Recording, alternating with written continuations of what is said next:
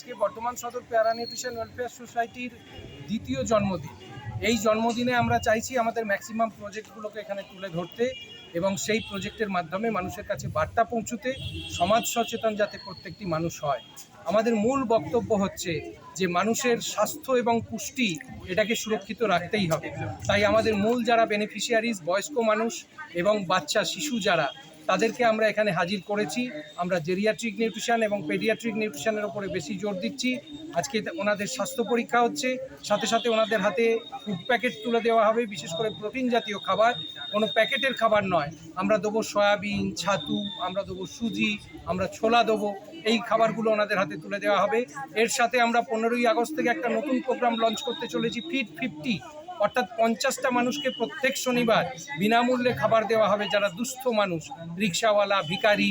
আমরা সেই জন্য আজকে এখানে 50টা রিক্সাওয়ালাকে নিয়ে এসেছি, যাদের কাছে আমরা একটা করে ছাতা, যেহেতু সামনে বর্ষা আসতে চলেছে, এবং তার সঙ্গে দুপুরের খাবারের প্যাকেট তুলে দিলাম। আর এই অনুষ্ঠান মঞ্চ থেকে আমরা বর্ধমান শহরের বিভিন্ন স্কুলের কৃতি এবং দুস্থ যে ছাত্রছাত্রীরা আছে, এমন 8 জনকে স্কলারশিপ দেবো। প্রথম 4 জনকে দেওয়া হবে 5,000 টাকা করে স্কলারশিপ, যেটা মূলত স্পন্সর করছেন ডক্টর SN ঝা, ওনার স্বর্গীয় পিতামাতার স্মৃতির উদ্দেশ্যে। আর বাকি 4 জনকে 2,000 টাকা করে সোসাইটি দেবে স্কলারশিপ। আমরা মোট 8 জনকে এখান থেকে স্কলারশিপ আজকে তুলে দেবো এই অনুষ্ঠান মঞ্চ থেকে। এইভাবে আজকে আমাদের অনুষ্ঠান চলছে, এবং তার সাথে সাথে এই উদয়চাঁদ জেলা গ্রন্থাগারে আমরা সারা বছর প্রোগ্রাম করি। তাই জন্য এই এলাকাটাকে আমরা সুরক্ষিত রাখতে চাইছি। প্রাথমিকভাবে আমরা এখানে পার্থেনিয়াম ধ্বংস করেছি 5ই জুন। আজকে সেখানে আমরা 10টা বৃক্ষ, আম, লেবু, পেয়ারা, এই সমস্ত গাছ, লিচু, আমরা 10টা গাছ এখানে লাগালাম আজকের এই অনুষ্ঠান মঞ্চ থেকে। এবং নবসৃজনের মাধ্যমে সোসাইটি যেমন বড় হবে, এই গাছেরাও সেইভাবে বেড়ে উঠবে এবং পরিবেশ আরও সুরক্ষিত হবে, আনন্দময় হবে, এই বার্তা দিয়ে আজকে আমাদের এই অনুষ্ঠান। আমি এই সোসাইটির সম্পাদক প্রলয় মণ্ডল।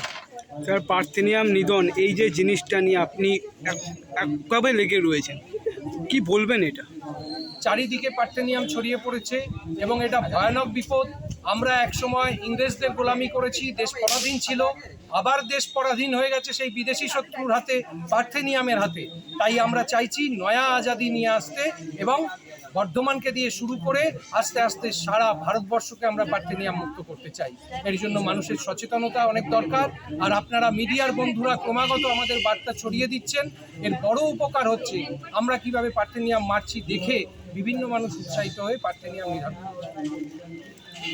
ধন্যবাদ।